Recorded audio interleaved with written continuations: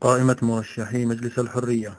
قائمة الشهداء: فئة 1000 إبراهيم قاشوش، حمزة الخطيب، هاجر الخطيب، محمد ملا عيسى، فراس برشام، محمد العبد الله، عبد الباسط ساروت، فدوى سليمان، مشعل تمو. رئيس مجلس الحرية: برهان غليون. مفتي الحرية: الشيخ عدنان العرعور.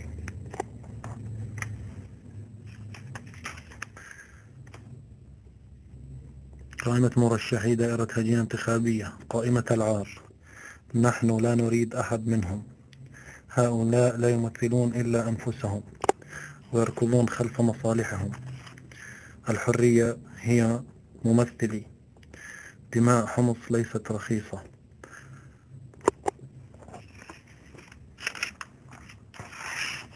وهذه قائمة عار أخرى لا تمثل إلا نفسها.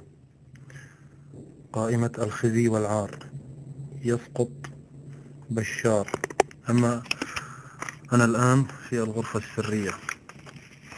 لا يوجد غرفة سرية ولا توجد أقلام.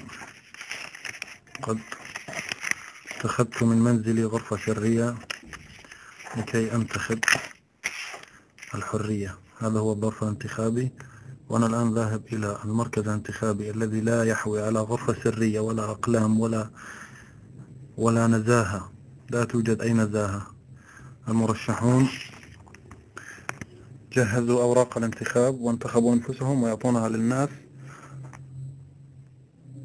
ويضعونها في الصناديق وتسجل الأسماء فقط. يضحكون على الناس أنهم ينتخبون.